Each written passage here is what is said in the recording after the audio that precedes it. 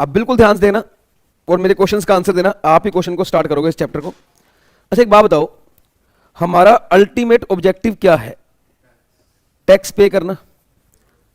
भाई बोलो, सरकार को टैक्स पे करना है नहीं करना? करना है ना टैक्स पे।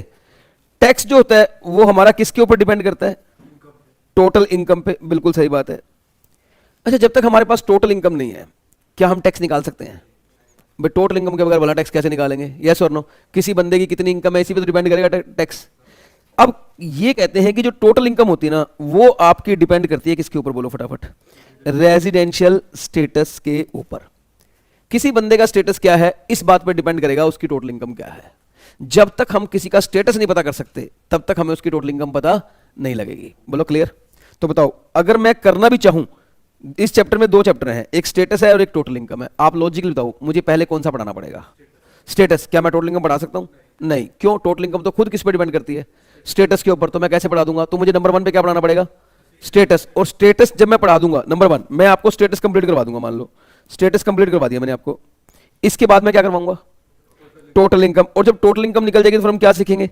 टैक्स पे करना सीखेंगे। ये जो टैक्स पे करना सीखेंगे ना, ये हमारा नेक्स्ट चैप्टर है।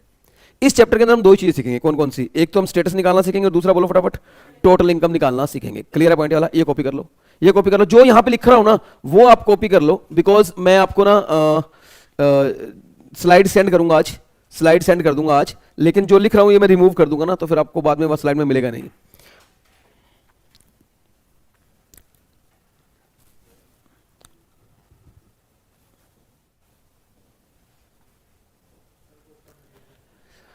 भाई एक क्लास और बस आज की, नेक्स्ट में कंफर्म्ड है। मिलेगी मिलेगी, वो कंफर्म्ड नहीं होता।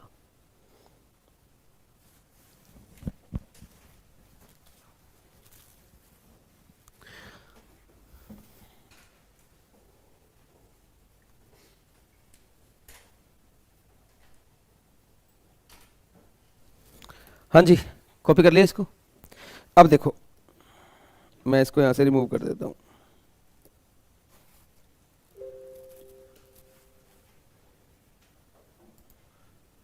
अरे यार ये तो बहुत लंबा चौड़ा प्रोसेस हो गया।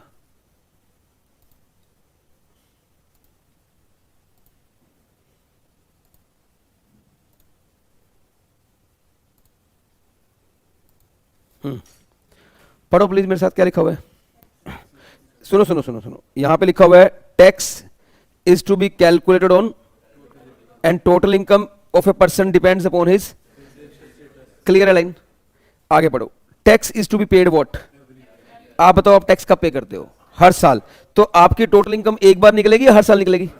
हर साल निकलेगी। अगर टोटल इनकम हर साल निकलेगी तो वो डिपेंड किस पे करती है? रेजिडेंशियल। तो residential status is also to be calculated for each previous year separately. बताओ तो रेजिडेंशियल स्टेटस हम किसी बंदे का, किसी का भी एक बार निकालेंगे लाइफ टाइम में या हर साल निकालेंगे?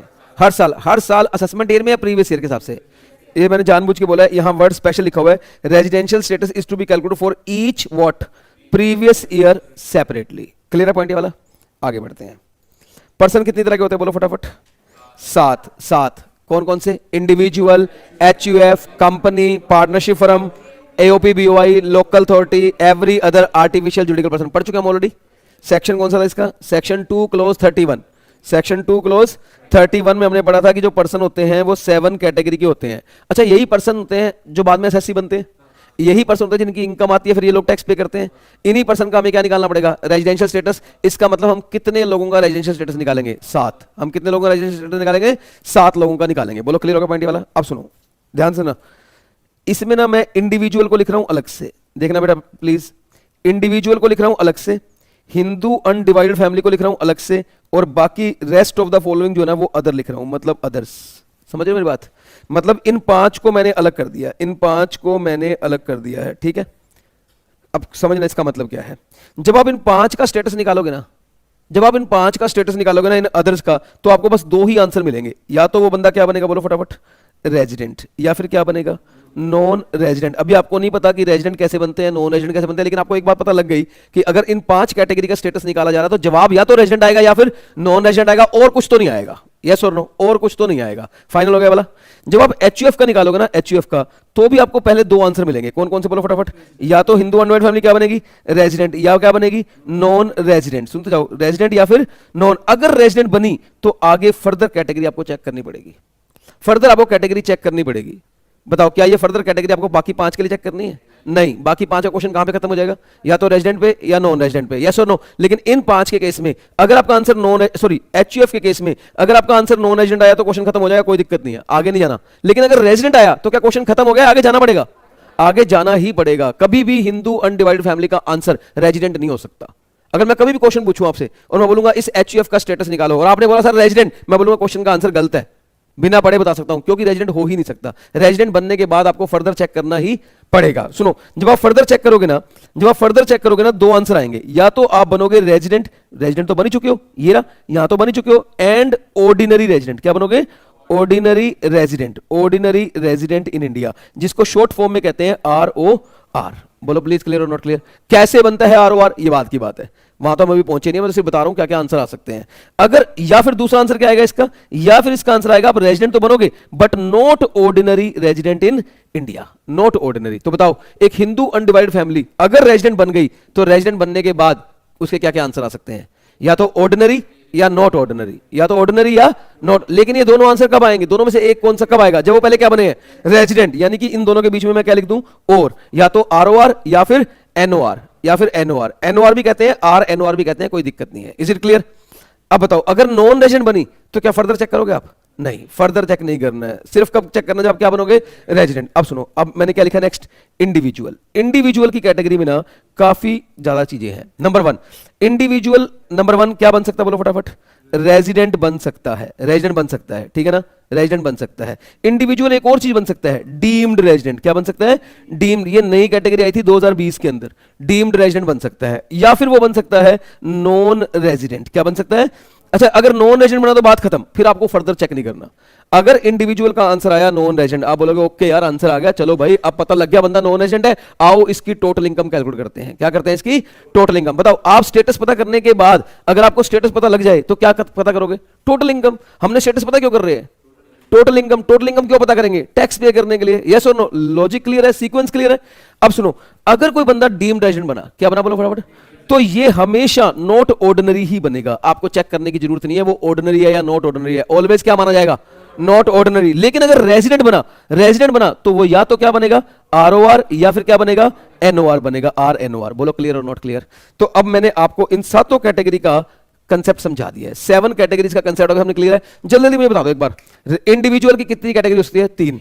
एक रेजिडेंट, डीम्ड रेजिडेंट और नॉन रेजिडेंट। नॉन रेजिडेंट पे कहानी खत्म। डीम्ड रेजिडेंट पे हमेशा NOR, हमेशा NOR, और रेजिडेंट के ऊपर या तो ROR या NOR। सब कुछ कंडीशंस पे डिपेंड करेगा, वो सब मैं आगे बताऊंगा आपको, ठीक है ना। नंबर 2 HUF, या तो रेजिडेंट या नॉन रेजिडेंट। नॉन रेजिडेंट पे कहानी खत्म, नॉन रेजिडेंट में कहानी खत्म। अगर रेजिडेंट बना तो या तो ROR या NOR। बाकी 5 कैटेगरी में या तो रेजिडेंट या नॉन रेजिडेंट। बोलो क्लियर और नॉट क्लियर? सही है, इतना समझ आ गया ना? अब देखो 1 बाय 1 आपको क्लियर हो जाएगा। नेक्स्ट एक बार देख लो, मैंने दोबारा लिखा हुआ है। हाँ जी, इंडिविजुअल अगर रेजिडेंट बना तो क्या बनेगा? रेजिडेंट एंड ऑर्डिनरी, या फिर रेजिडेंट बट नॉट ऑर्डिनरी। इनमें से कोई एक बनेगा, बोलो फटाफट। अगर वो डीम्ड रेजिडेंट बना तो क्या बनेगा? ऑलवेज ऑलवेज ऑलवेज क्या? Not ordinary resident in India. Am I right? और अगर वो नॉन रेजिडेंट बना तो बात ही खत्म हो जाएगी। आई hope it is clear. Next, चलो नेक्स्ट शुरू करते हैं। अब इसके अंदर नेक्स्ट स्टार्ट करेंगे तो आपको क्लियर रहेगा क्या लिखा हुआ है। मैं शुरू करने जा रहा हूं रेजिडेंशियल स्टेटस किसका? फर्स्ट कैटेगरी का शुरू करने जा रहा हूं, किसका? इंडिविजुअल का। सबसे लंबा ना इंडिविजुअल का है, सबसे ज्यादा टाइम टेकिंग इंडिविजुअल का है। हो सकता है हमारी 2 क्लासें लग जाए, एक आज की तो बचे आधी बची है, तो एक क्लास आज की और एक क्लास नेक्स्ट में इंडिविजुअल का स्टेटस खत्म हो जाएगा। Is it clear? पता आपको जब मैं HUF करवाऊंगा ना तो it will take approximately 10 to 15 minute. ये पौने 2 क्लास, 1.5 क्लास, वो पौने 15 से 20 मिनट। और जो बाकी 5 है ना, बाकी 5 उनको करवाने में 10 मिनट। मतलब सबसे ज्यादा टाइम किस पे लगने वाला है? इसका मतलब एग्जाम में भी कौन सा आने वाला है? इंडिविजुअल। यार जिस पे टाइम टेकिंग होता है उसी के चांस ज्यादा होते हैं। यस और नो? क्योंकि उसके अंदर कंसेप्ट ज्यादा होते हैं। शुरू करूं मैं इसको? सुनो, अगर कोई मुझे बोलता है कि sir please define the resident, एक इंडिविजुअल रेजिडेंट कब बनेगा डिफाइन कर दो, मैं नहीं कर सकता। लॉ में नहीं लिखा रेजिडेंट मींस, ऐसा कुछ नहीं लिखा। लो कहता है एक इंडिविजुअल को रेजिडेंट कहा जाएगा, एक इंडिविजुअल को रेजिडेंट कहा जाएगा, एक इंडिविजुअल रेजिडेंट माना जाएगा। मैं आपसे क्वेश्चन पूछूंगा, बड़ा इंटरेस्टिंग क्वेश्चन है और मजे की बात है, सब लोग सही आंसर देंगे। आप सब लोग रेजिडेंट है या नॉन रेजिडेंट? देखो कुछ ना पता होते हुए आपने से क्या बोला, हम रेजिडेंट हैं। मैं रीजन दूंगा, फिर एक काम करता हूं, मैं रहने देता हूं पढ़ाने को। आपको पता ही है हम रेजिडेंट हैं, फिर ये भी पता होगा कैसे बनते हैं, फिर ये भी आपको पता ही होगा हम कैसे बने रेजिडेंट, तो बस बात खत्म हो गया। आपको तो पता है रेजिडेंट कैसे बनते हैं? नहीं नहीं सर, हमने तो ऐसे ही, मतलब हम तो यहीं पैदा हुए ना, तो सोचा हम रेजिडेंट ही होंगे, यहीं पैदा हुए हैं, तो है ना, ऐसा होता ना। नहीं नहीं, एक बच्चा बोलेगा नहीं नहीं सर, एक्चुअली हमारे पेरेंट्स यहाँ पैदा हुए हैं इसलिए हम रेजिडेंट हैं, मतलब कोई ना कोई स्टोरी शुरू हो जाएगी। बट आपको कंडीशंस पता है या आपने इन जनरल बोला है? इन जनरल आपको लगता है हम कौन है, रेजिडेंट है, कोई जरूरी नहीं है भाई, प्लीज कोई जरूरी नहीं है कि आप रेजिडेंट हो, कोई जरूरी नहीं है। ये तब पता लगेगा जब हम क्या चेक करेंगे, कंडीशंस। अगर देखो दो कंडीशन है, कितनी कंडीशन बोलो, अगर आप दोनों में से कोई एक भी पूरी कर दोगे ना तो आप रेजिडेंट हो, अगर दो में से आपने कोई एक भी कंडीशन पूरी करी ना, यू आर रेजिडेंट। देखो लिखा हुआ है, an individual is said to be what, resident in India if he, देखो ये लॉ में लिखा हुआ है, लॉ में लिखा हुआ है, लिखना चाहिए था इफ ही ओब्लिक शी, है ना, पर लॉ हमेशा ही जहां लिखता है वहां क्या मान के चलता है, शी। वैसे लिखना शी चाहिए था, क्योंकि शी के अंदर तो ही भी होता है ना, शी के अंदर तो ही भी आता है, लेकिन खैर ये पुरुष प्रधान देश है, यहाँ पर मतलब आदमियों को ही माना गया, इसलिए ही लिखा है इन्होंने। एनीवेज आप ही के साथ शी भी, अब देखो अब प्लीज समझना, आइए लॉ को तोड़ते हैं, मरोड़ते हैं, तोड़ते नहीं है। यहाँ पे सिर्फ क्या लिखा हुआ है, ही। बंदा बोलेगा शी तो लिखा ही नहीं, शी बोलेगी मैं मेरा स्टेटस तो नहीं है ये, आपका लॉ गलत है, आप इसको ठीक करो, यस और नो। तो लॉ ने ना कहीं अलग से गाइडलाइंस में लिखा हुआ है, जहां हमने ही लिखा वहां क्या माना जाएगा, शी माना जाएगा, वरना ये लो पूल्स है, वरना ये लो पूल्स है। क्यों? आपने क्या लिखा है, ही लिखा है ना, शी लिखो ना, फिर हमारे पे कहां पे लिखा हुआ, यस और नो। तो इसे कहते हैं टैक्स अवॉइडेंस करना। सुनो, an individual is said to be what, resident in India if he oblique she satisfy, बोलो व्हाट, एनीवन। पहले ध्यान सुनो, एनीवन का मतलब क्या होता है, पहली ही पूरी करनी पड़ेगी या कोई भी दूसरी पूरी कर सकते हैं? अगर पहली कंडीशन पूरी ना हो सेकंड चलेगी? यस चलेगी। एनी वन बेसिक कंडीशन, तो कंडीशन का नाम बताओ क्या है, बेसिक कंडीशन। कंडीशन का नाम क्या है, अरे इंपॉर्टेंट है क्योंकि जब मैं आपको ऑर्डिनरी नॉट ऑर्डिनरी सिखाऊंगा ना, उन कंडीशन का नाम एडिशनल कंडीशन है, उनका नाम क्या है, एडिशनल। इन रेजिडेंट या नॉन रेजिडेंट पता करने के लिए जिन कंडीशन को पूरा करना होता है उनका नाम क्या है, बेसिक। और ऑर्डिनरी और नॉट ऑर्डिनरी को पूरा करने के लिए जिन कंडीशन को पूरा करना होता है क्या बोलते हैं, एडिशनल। तो अभी हम कौन सी पढ़ रहे हैं, बेसिक। अब भाई प्लीज बिल्कुल ध्यान देना मेरे साथ, बहुत मजा आने वाला आपको इसके अंदर। ओके, बेसिक कंडीशन नंबर 1, ध्यान देना प्लीज, क्या लिखा हुआ है, 182 डेज और मोर। मैं लिख देता हूं, इफ, अरे भाई, if he is in India, कहां पे बोलो, इंडिया, 4, और 4 से पहले मैं लिखूंगा, इसमें इरेजर क्यों नहीं काम करता भाई, if he is in India, aggregate, क्या वर्ड मैंने यूज किया है, एग्रीगेट फॉर 182 डेज और मोर। बताओ अगर आप इंडिया में कितने दिन के लिए हो, 6 महीने नहीं, 182 डेज, डेज फिक्स है। कम से कम कितने दिन हो, ज्यादा हो चलेगा, लेकिन मिनिमम कितने? अगर आप इंडिया में कम से कम 182 डेज और मोर हो during the relevant previous year 23-24। एक बात बताओ, हमारा प्रीवियस ईयर कौन सा है, 23-24। हमें जो रेजिडेंशियल स्टेटस निकालना है वो किस ईयर के लिए निकालना है, प्रीवियस ईयर 23-24 के लिए। 23 शुरू कब होता है, 1 अप्रैल 2023 से, खत्म कब होता है, 31 मार्च 24। कितने दिन होते हैं साल में, 366। इस वाले में 66 है, 24 वाले में फरवरी में 29 है, याद रखना। 24 वाले में फरवरी में कितने हैं, 29 है, तो 366 है। इन 360, बस इन्हीं 366 में आपको मिनिमम इंडिया में कितने दिन रहना है। अगर आप इंडिया में हो और मिनिमम 182 डेज हो इस पूरे साल के अंदर, तो you are resident in India. आप क्या माने जाओगे फटाफट, resident in India. My question, are you resident in India? Yes sir, why? Because sir आप 182 कह रहे हो, हमें कोई मतलब शहर से बाहर जाने का मौका नहीं मिला हम तो इंडिया से बाहर कहां जाएंगे, तो पूरे 182 days you are in India और नॉट? यस, फिजिकली और मेंटली? फिजिकली। मेंटली जरूरी नहीं है, मेंटली तो बहुत सारे बच्चे क्लास में है लेकिन है ही नहीं, यहाँ पे कई सारे बच्चे क्लास में बैठे हैं लेकिन आज तो रोज डे है, आज ही ना, आज क्या तारीख है, 6-7 है, अबे तारीख तो बता दो, 7। अच्छा, CMA वाले बच्चे कह रहे हैं हमें नहीं पता सर ये रोज डे क्या होता है, ओहो हो। खैर कोई बात नहीं, कुछ बच्चे हो सकते हैं आज तो मुझे वहां जाना है, क्लास चल रही है, लेकिन दिल दिमाग कहीं और है, वो भी क्या माने जाएंगे? वो भी प्रेजेंट माने जाएंगे भाई। सुन लो भाई, सुन लो, वो भी क्या माने जाएंगे? प्रेजेंट माने जाएंगे, प्रेजेंट माने जाएंगे। फिजिकली प्रेजेंट की बात चल रही है। 182 डेज और more during the previous year 23-24 and then he will set to be resident in India. बताओ पहली कंडीशन क्लियर और नॉट क्लियर? अच्छा एक बात बताओ, एक मिस्टर एक्स है और पता वो कौन है? अमेरिकन सिटीजन, गोरा, फिरंगी, हमारी तरह नहीं है काला पीला लाल हरा नीला, नहीं नहीं नहीं, वो ऐसे मतलब गोरा चमचमाता हुआ। अब मेरा क्वेश्चन है, ये इंडिया में 182 डेज के लिए घूम रहा है, फिर चला जाएगा, इंडिया में कभी नहीं रहता, बस इस बार आया 1 अप्रैल को और 182 डेज के बाद चला जाएगा, क्या ये भी रेजिडेंट माना जाएगा? Answer is yes, answer is, ये मैंने कब बोला कि वो इंडियन होना चाहिए वही रेजिडेंट माना जाएगा? मैंने तो बोला ही मतलब इंडिविजुअल, इंडिविजुअल कोई भी हो, इंडिया में कितने दिन के लिए होना चाहिए? 182 डेज के लिए होना चाहिए। हम क्या मानेंगे? मान लो आप हो, आप तो इंडियन हो ना, सपोज करो आप पूरे साल में इंडिया में एक दिन भी नहीं, 1 अप्रैल को बाहर गए थे घूमने, वर्ल्ड टूर पे निकले हुए हो आप, 31 मार्च के बाद ही आए हो, इंडिया में नहीं हो आप, एक दिन के लिए भी नहीं हो, तो क्या आप रेजिडेंट बनोगे? नहीं, कोई फर्क नहीं पड़ता सिटीजन है या नॉन सिटीजन है, इससे कोई फर्क नहीं पड़ता। Number of days important, number of days important. बोलो क्लियर और नॉट क्लियर? आ जाओ क्वेश्चन नंबर 1 बताओ, पढ़ो पढ़ो, प्रैक्टिकल क्वेश्चन है भाई, लिख लो लिख लो लिख लो, फटाफट फटाफट फटाफट क्वेश्चन लिख लो।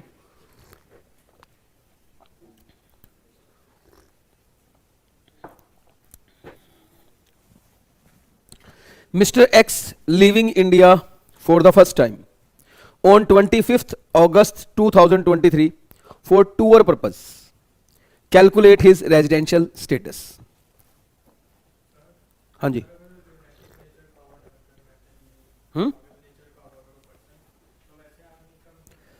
हमें कोई फर्क नहीं पड़ता वो कैसा नेचर है, इंडिया में है या नहीं है, बस बात खत्म। मेंटली से कोई फर्क नहीं पड़ता, हमें तो सिर्फ फिजिकली चाहिए इंडिया में। He must be in India. भाई मेरा क्वेश्चन सुनो, आपने पढ़ लिया क्वेश्चन? अब इस क्वेश्चन को बहुत ध्यान से देखना, इस क्वेश्चन में बहुत सारी बातें हैं, please please listen carefully. Mister x living India for the first time on 25th August 2023 for tour purpose, calculate his residence. मेरा पहला क्वेश्चन, क्या ये रेजिडेंट बनेगा या नहीं बनेगा? 182 डेज इंडिया में है या नहीं है इसके? अभी आपने कंडीशन नंबर 1 पढ़ी है ना, कंडीशन नंबर 1 में कितने दिन चाहिए उसको? 182 इंडिया में है या नहीं है? मैं बताऊं इस चैप्टर के अंदर एक खास बात है, अगर आपको नंबर ऑफ डेज कैलकुलेट करने नहीं आते ना, चैप्टर नहीं हो पाएगा आपसे, आपको नंबर ऑफ डेज सीखने पड़ेंगे, मैं सिखाता हूं। पहले तो हमें जो चेक करना होता है कौन से ईयर में चेक करना होता है? प्रीवियस ईयर कौन सा? 23-24 में। अब आप बताओ ये इंडिया में आ रहा है या इंडिया से जा रहा है? जा रहा है। कब गया है? 25 अगस्त को गया।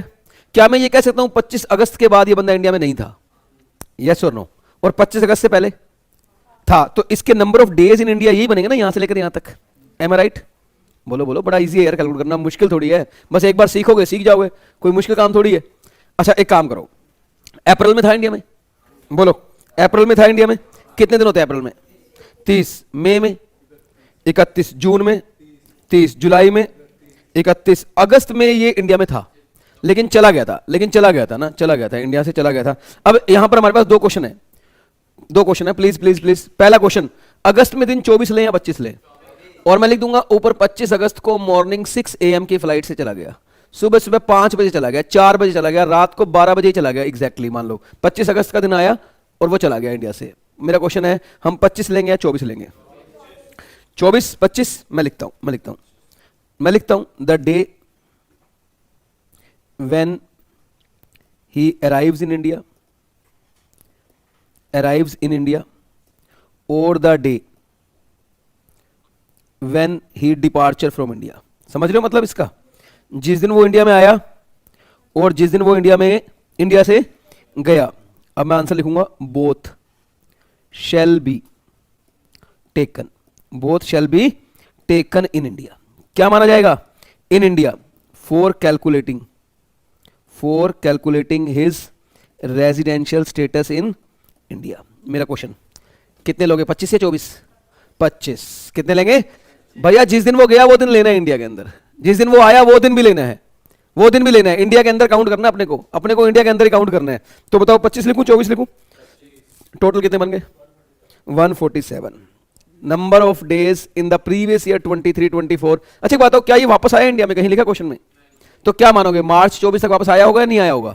नहीं आया होगा. अगर आया तो बताओ कब आया. यस और नो. अगर नहीं आया मतलब नहीं आया, अगर आया है तो बताओ कब आया, क्वेश्चन बताएगा, वरना हम मानेंगे नहीं आया. तो ये बताओ, ये रेजिडेंट बना या नॉन रेजिडेंट? गलत जवाब. कंडीशन एक है या दो है? क्या तुमने दोनों चेक कर ली या अभी एक करी है? क्या एक के रेजिडेंट ना बनने पर दूसरे पे भी नहीं बना, गारंटी है या बन सकता है? तो हमें क्या लिखना चाहिए, नॉन रेजिडेंट लिख दूं या लिखूं ही does not satisfy the first basic condition? He does not satisfy the first basic condition. बिल्कुल सही जवाब. Question complete. क्वेश्चन कंप्लीट हो गया. अब मेरी बात और सुनो भाई, प्लीज प्लीज लिसन. एक और बात, नंबर ऑफ डेज कैसे चेक करते हो आप लोग? ऐसे, वो वाला मेथड हमें तो बचपन में यही सिखाया गया था, ये 31 30 31 30. यस और नो. अब मेरी बात सुनो, जब भी आप नंबर ऑफ डेज कैलकुलेट करोगे ना, ये याद रखो, समर सीजन में, गर्मियों में सबसे दो हॉट मंथ कौन से होते हैं? जून जुलाई ना, है ना, मई जून, जून जुलाई. आप एक काम करना, आप ऐसे याद करना, जुलाई अगस्त. सर ये तो मुझे मसाला थोड़ा ऐड कर लिया करो यार, जरूरी थोड़ी सब कुछ वैसे ही सीखना जो होता है. जुलाई अगस्त. मैं जुलाई अगस्त क्यों बोल रहा हूं? क्योंकि दोनों में 31-31 आते हैं. हाँ हाँ, दोनों में कितने आते हैं? 31-31. याद रहेगा ना, 30-31 रट लोगे तुम, गलती हो जाएगी. दोनों में कितने कितने आते हैं? 31-31. और जो कूलेस्ट मंथ होते हैं विंटर्स में, वो कौन से होते हैं? दिसंबर जनवरी. दोनों में 31-31. दोनों में कितने आते हैं? बाकी सब 30-31. बाकी सब क्या होता है? 30-31. जुलाई अगस्त 31-31 और दिसंबर जनवरी 31-31. गलती नहीं होगी इसलिए बोल रहा हूं, कोई बड़ी चीज नहीं है, सबको वैसे ही पता होता है नंबर ऑफ डेज कैलकुलेट करना, लेकिन मैं फिर भी सिखा रहा हूं, गलती ना हो. दूसरी बात, फरवरी के मंथ में कितने होते हैं? 28 या 29. ठीक है ना. अगर फरवरी 2020 वाली है, 24 वाली है, मतलब ऑफ कोर्स जो 4 से डिवाइड होती है, 24 वाली, 20 वाली, 16 वाली, 12 वाली, यस और नो, तो 29 होंगे. तो कितने होंगे? 29. इस क्वेश्चन में हालांकि आपका जो एरिया था वो वाला था. अगर इधर वाला होता, अगर आप इंडिया में इस टाइप होते, तो फरवरी 24 वाली आती है, 23 वाली आती? अगर आप इस पोर्शन में इंडिया में होते, तो फरवरी 23 की आती है, 24 की आती? 24 की आती तो 29 डेज आते. कितने आते हैं? 29. और फरवरी 23 वाली आती तो कितना आता? 28 days. I hope it is clear. तो जुलाई अगस्त में कितने दिन होते हैं, बोलो फटाफट? 31-31. दिसंबर जनवरी में 31-31 और फरवरी में 28 या 29. बाकी सब 30-31. बोलो बोलो बोलो. अब काउंट कर लोगे नहीं कर लोगे? क्वेश्चन नंबर 2 लिखो. क्वेश्चन नंबर 2,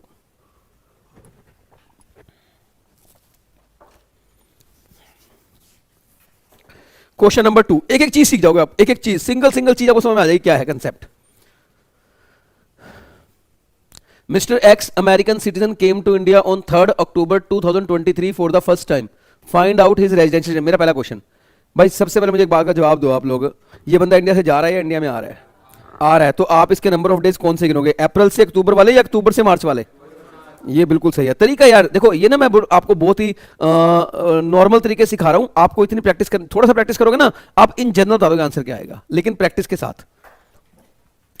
देखो मैंने लिखा प्रीवियस ईयर 23-24 लिख दिया. अब मैंने एक लाइन बना दी इसके बीच में 3 अक्टूबर 2023. ओह इसमें सेकंड लिखा गलती से, कोई बात नहीं मैं इसको थर्ड कर देता हूं. क्या बना दिया मैंने? 3 अक्टूबर 2023. जल्दी बोलो, जल्दी जल्दी. ये कौन से पोर्शन में नहीं है इंडिया में? अप्रैल से अक्टूबर वाले में, और अक्टूबर से मार्च वाले में है. तो क्या हम नंबर ऑफ डेज काउंट कर सकते हैं? आओ करके देखते हैं. सुनो सुनो सुनो सुनो. अक्टूबर में नंबर ऑफ डेज कितने होते हैं, जल्दी बोलो. अक्टूबर में नंबर ऑफ डेज होते कितने हैं? 31 होते हैं. वैसे ऐसे भी कर सकते हो, दिसंबर में 31 होते हैं ना, तो नवंबर में 30 रहे होंगे, अक्टूबर में 31 रहे होंगे. राइट. अक्टूबर में कितने होते हैं? 31. क्या ये 1 अक्टूबर को इंडिया में था? तो हटा दो. 1 2 को था, हटा दो. 3 को था, तो 3 को तो गिनना है, 3 को तो काउंट करना है. इसका मतलब कितने दिन हटाएंगे हम टोटल? 2. 31 में से 2 हटाओगे, कितने बचे? 29. बोलो बोलो फटाफट. इसका मतलब अक्टूबर में 29. बिल्कुल सही तरीका है. देख लो, आपने अक्टूबर में 2 दिन नहीं थे बस, तीसरे दिन तो इंडिया में आएंगे ना आप. तो जिस दिन आप आओगे वो तो गिनेंगे इंडिया के अंदर. बात पहले क्लियर हो गई हमारी कि जिस दिन आओगे वो गिनेंगे. तो 29 डेज. जल्दी बोलो. दिसंबर में कितने दिन, सॉरी नेक्स्ट नवंबर में कितने दिन? 30. दिसंबर में 31. जनवरी में 31. फरवरी में 9. 29. मार्च में 31. बहुत बढ़िया बहुत बढ़िया. कितने दिन हो गए बोलो फटाफट? 181. क्या ये पहली कंडीशन फुलफिल कर रहा है? नहीं कर रहा. ही does not satisfy the basic condition number 1. मैंने रेजिडेंट या नॉन रेजिडेंट नहीं बोला. मैं अभी भी आंसर ये नहीं बोलूंगा रेजिडेंट बन गया, नॉन रेजिडेंट. क्यों भाई? अभी तो सेकंड कंडीशन है, क्या पता उसको पूरा करके बन जाए बंदा. यस और नो. हम कैसे कह सकते हैं वो रेजिडेंट या नॉन रेजिडेंट है? लेकिन यस, मुझे ये पता लग गया है कि वो बंदा पहली बेसिक कंडीशन पूरी नहीं कर रहा है. आप बताओ फटाफट. क्वेश्चन आपको प्रैक्टिकल सॉल्व करना आया नहीं आया? थोड़ा बहुत. ठीक है. एक बात बताऊं, मेरा ना जो सबसे ज्यादा बेस्ट पार्ट है ना वो प्रैक्टिकल पे है। मतलब कंसेप्ट तो बेस्ट होता ही होता है, लेकिन मैं ना कंसेप्ट के साथ प्रैक्टिकल बहुत करवाता हूं। इस चैप्टर के मैं ना आपको 100 क्वेश्चन करवाऊंगा, आप ये समझो। आप मतलब सैलरी के मैं 120 क्वेश्चन करवाता हूं, प्रैक्टिकल क्वेश्चन इतने सारे क्वेश्चन करता हूं मैं, इतने सारे कि स्टूडेंट कहता है जी क्वेश्चंस तो मतलब खून में बस गया है, पेपर तो हो ही जाएगा। और एक बात सच्चाई है, किसी का थ्योरेटिकल कंसेप्ट कितना भी स्ट्रॉन्ग क्या ना हो, जब तक वो उसे प्रैक्टिस नहीं करता ना, उसके वो दिल में बैठता नहीं है ढंग से। वो बस समझ लेता है, लेकिन रटता तब है जब वो प्रैक्टिकल क्वेश्चन करता है। आ जाओ, बेसिक कंडीशन में 1 क्लियर है या नहीं है, बोलो फटाफट। अब सुनो इधर देखो, इधर इसमें ना थोड़ा सा मैं चेंज करूंगा, इस वाले स्लाइड में प्रॉब्लम है, मैं ठीक कर देता हूं आपको। यहां पर ना 1 साल चेंज कर रहा हूं बस मैं, खाली आपने इस तरीके से देखना है। बोलो प्रीवियस ईयर कौन सा हमारा 23-24, खाली इस वाली साइड में दिक्कत है 23-24। तो बताओ 23-24 में आपको कंडीशन नंबर 1 में कितने दिन रहना होता है? कंडीशन नंबर 1 पूरी नहीं हो रही आपके ना, हमने 2 क्वेश्चन किए हैं, दोनों में पूरी हो रही है नहीं हो रही है? अच्छा एक बात, तो आप लोग जो हो सब कंडीशन नंबर 1 पूरी कर रहे हो नहीं कर रहे हो रियल लाइफ में? तो क्या आपको सेकंड कंडीशन की जरूरत है? नहीं, आपके लिए कोई जरूरी नहीं है। कितनी पूरी करनी होती है? 1। आपने पहली पूरी कर दी ना, खेल खत्म। यस और नो? ये तो किन के लिए है? जो पहली कंडीशन को पूरा नहीं कर पाएगा वो आएगा सेकंड में। यस और नो? देखो अब आप सोच के देखो, सचिन तेंदुलकर सेकंड कंडीशन में आ सकता है या नहीं आ सकता? आ सकता है, वो तो इंडिया से बाहर घूमता ही होगा। यस और नो? ये क्रिकेटर जो है वो इंडिया में रहते हैं बाहर रहते हैं? क्या ये क्रिकेट मैच खेले बाहर नहीं जाते? फिर घूमने भी जाते होंगे। यस और नो? ये पॉसिबिलिटी है या नहीं है कि इनके number of days in India 182 से कम हो? है या नहीं है? तो फिर ये अपना स्टेटस देखने के लिए कौन सी कंडीशन में जाते होंगे? सेकंड कंडीशन में जाएंगे। यस और नो? तो ये मत सोचना इंडियन है या फॉरेनर है, कोई फर्क नहीं पड़ता, हमें सिर्फ किससे मतलब है? Number of days in India. सुनो, सेकंड कंडीशन कह रहा है 60 डेज और more during the relevant previous year 23-24। ध्यान देना, कितने डेज बोलो फटाफट? 60 डेज और मोर, लेकिन इसके साथ उसने एंड लगाया है। अब मेरी बात सुना, इसमें लिखा है और, इस और का मतलब क्या होता है? या तो 1 या 2, लेकिन 2 में जब आप जाओगे तो वहां क्या लिखा है? एंड। तो मतलब एंड का मतलब क्या? आपको खाली 60 देखना है या जो साथ लिखूंगा वो भी साथ में चेक करना पड़ेगा? दोनों कंप्लीट पूरी करनी पड़ेगी। सोचो अगर यहां और लिखा होता, अगर यहां पर एंड ना होता, फिर तो ये कंडीशन ही खराब हो जाती। 60 पूरे करते बन जाएगा प्रेसिडेंट। यस और नो? फिर तो बेकार होते ना फर्स्ट कंडीशन। फिर 60, जब 60 तो बंदा होएगा ही होएगा, तो 182 तो बाद में आते हैं। यस और नो? इसलिए आपको खाली 60 करने हैं, 60 के साथ कुछ और भी पूरा करना है, कुछ और भी। पता क्या लिखा हुआ है? 60 डेज तो आप रह लो 23-24 में, जो आपका रेलेवेंट प्रीवियस ईयर है, जिसके लिए आप रेजिडेंशियल स्टेटस निकाल रहे हो। इसके पिछले 4 साल बोलो, 23-24 के पिछले कितने साल? 4 साल। कौन कौन से होंगे? 23-24, 23-24 में कितने चाहिए? 60। इसके पिछले 4 साल कौन कौन से होंगे? 22-23, 21-22, 20-21, 19-20। M I right? 19-20 ये 4 साल होंगे। उन 4 सालों में आपको एग्रीगेट मिलाकर इंडिया में कितने दिन होना है? 365। देखो मैं लिख देता हूं, नंबर ऑफ डेज लिख देता हूं, अब देखना प्लीज। मैं ये कौन सा 22-23, एम आई राइट? ये कौन सा हो जाएगा? 21-22, और ये कौन सा हो जाएगा? 20-21, और ये कौन सा हो जाएगा? 19-20। लो जी, कोई बात नहीं। तो मतलब इन 4 साल में इन एग्रीगेट आपको कितने दिन रहना है? और एग्रीगेट का मतलब हर साल में नहीं, इन चारों सालों को मिला के, इन चारों सालों के टोटल कर लो आप। अगर आप 365 कम से कम इंडिया में हो और करंट ईयर में यानी कि 23-24 में कितने दिन हो? 60, तो आपकी कंडीशन फुलफिल मानी जाएगी। बोलो क्लियर और नॉट क्लियर? एक काम करें, वो जो पहला क्वेश्चन किया था उसको दोबारा करते हैं। हाँ जी, नहीं, 60 तो 60 वाले इस ईयर के हैं, 60 वाला ईयर अलग है यार। 60 वाला ईयर कौन सा बोलो फटाफट? 23-24। और जो 365 है वो 23-24 से शुरू हो रहे हैं, 22-23 से शुरू हो रहे हैं, वो उसके पिछले 4 साल, उसके पिछले 4 साल। समझ में आ गया पॉइंट? बताओ सेकंड कंडीशन को पूरा करने के लिए वो खाली 60 करना है या दोनों पूरे करने होंगे? दोनों। Very good. अब देखना क्वेश्चन, देखो क्वेश्चन, ये वही क्वेश्चन जो आप कर चुके हो अभी भी। यस और नो? ये वही क्वेश्चन है जो आपने अभी भी किया है। मैं थोड़ा सा ये चेंज कर देता हूं यहां पे थोड़ा सा। हाँ जी, ये वही क्वेश्चन है। 1 अप्रैल 2023 से 24 आप कितने दिन थे इंडिया में? अब आप देखना, ये आपने यहां तक सॉल्व किया हुआ ना, मैं यहां कुछ लिख रहा हूं। जल्दी बोलो, हम कौन सी कंडीशन पूरी करने जा रहे हैं? बेसिक। कितनी होती है बोलो फटाफट? 2 होती है। पहली कंडीशन में कितने दिन होते हैं? 182। कौन से ईयर में? 23-24 में। और आप जल्दी बोलो दूसरी कंडीशन में कितने होते हैं? 60। कौन से ईयर में? 23-24 में। और प्लस पिछले 4 साल कौन से? 22-23 और 21-22 और 20-21 और 19-20। इन 4 साल में मिलाए कितने चाहिए आपको? 365 चाहिए। यस और नो? अब मैं क्वेश्चन पूछूंगा, प्लीज ध्यान देना, मेरे क्वेश्चन को बिल्कुल ध्यान से सुनना।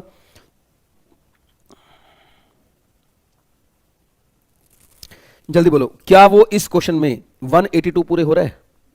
कितने दिन है? 147 है ना, ये निकाला 147, ये कौन से ईयर के हैं? ये प्रीवियस ईयर 23-24 तो है, यस और नो? जो आपने अभी इस प्रीवियस ईयर 23-24 के दिन निकाले हैं ये वही तो हैं। तो क्या ये 182 पूरे कर रहे हैं? नहीं कर रहा। क्या ये 60 पूरे कर रहे हैं? हाँ ये तो पूरे कर गया। क्या ये पूरे कर रहे हैं या इंफॉर्मेशन मिसिंग है?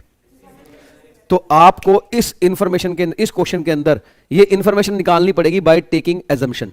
लेकिन एजम्पशन वो लेना जो जेन्युइन हो, जो आपको लगे हाँ यही एजम्पशन बनती है।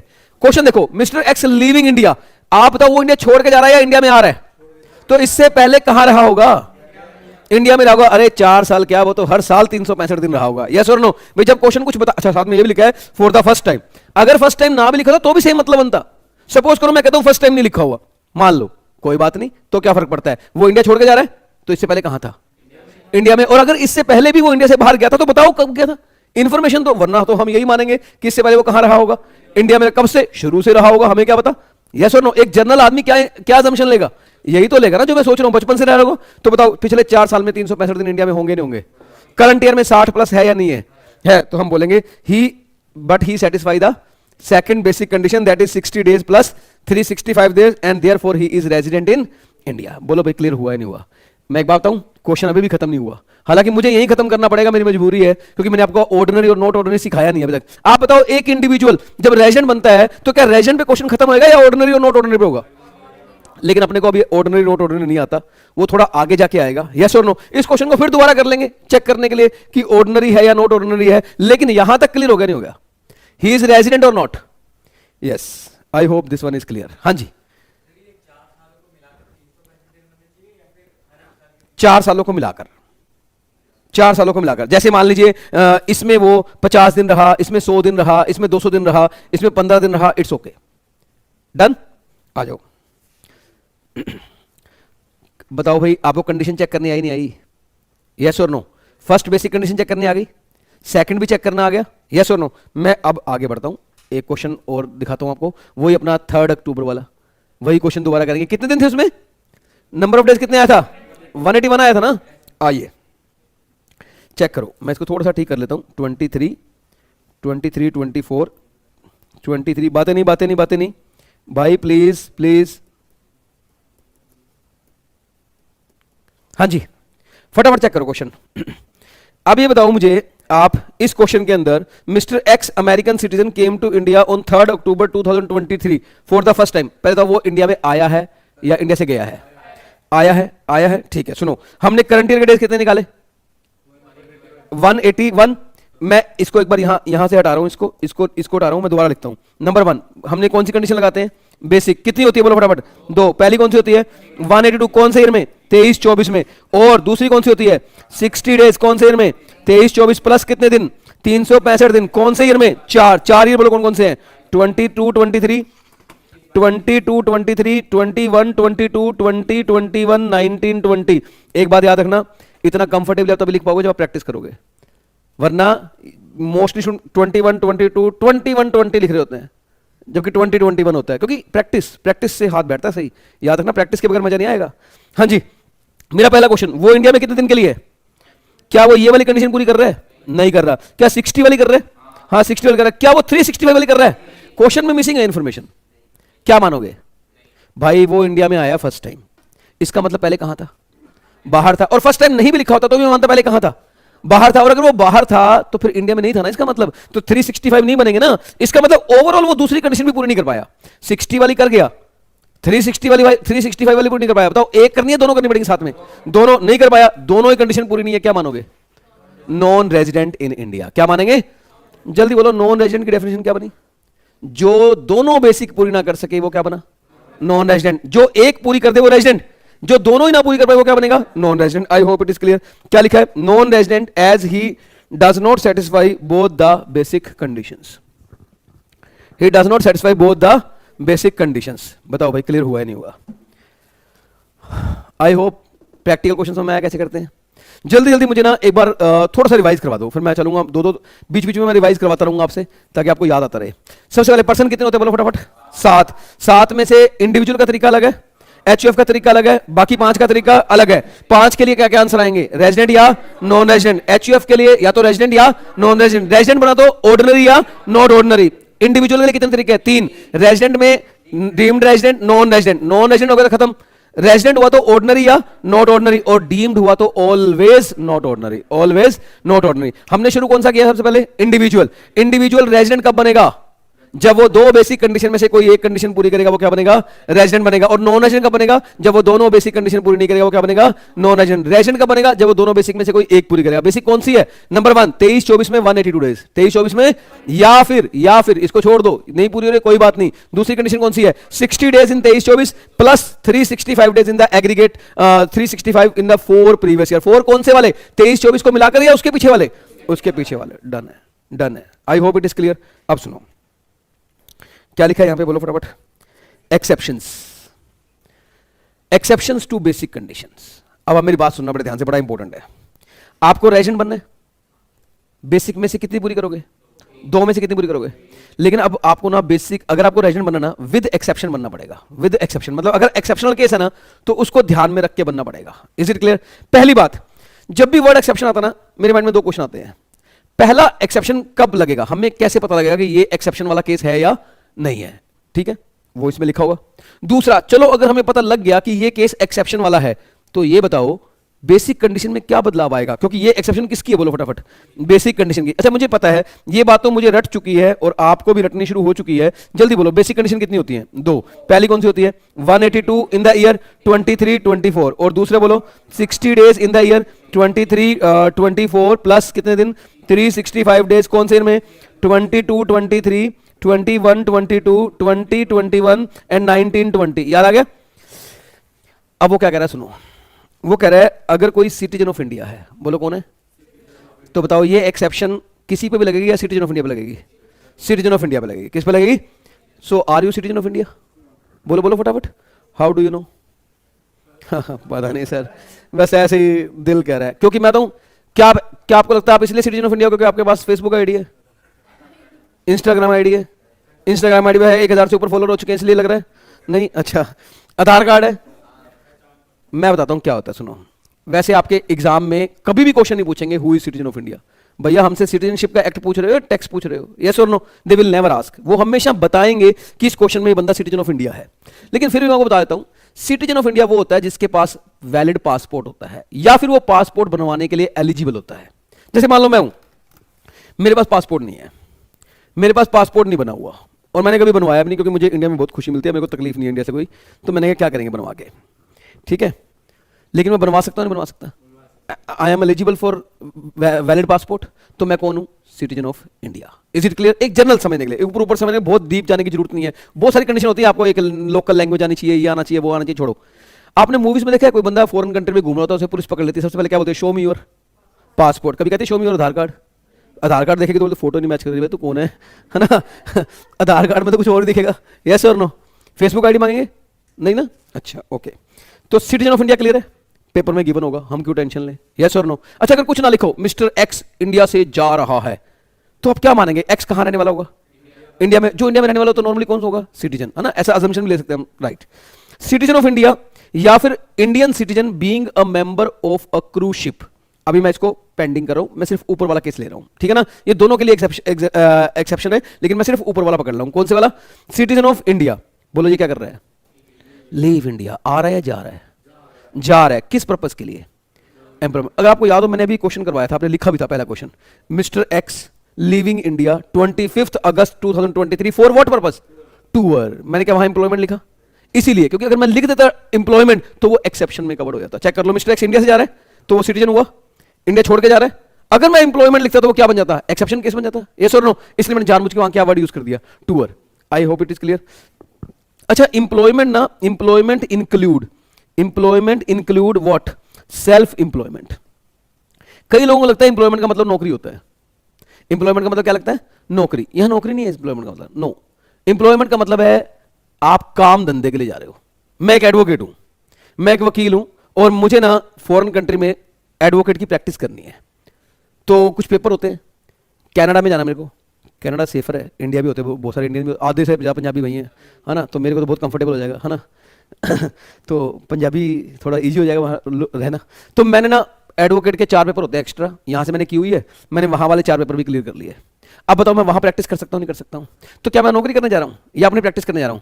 तो भी इंप्लॉयमेंट माना जाएगा, तो भी इंप्लॉयमेंट ही माना जाएगा। आई होप इट इज क्लियर। तो बोलो मिस्टर एक्स यानी कि सिटीजन ऑफ इंडिया, सुनो सुनो, ये एक्सेप्शन किस पे लागू है? Citizen of India.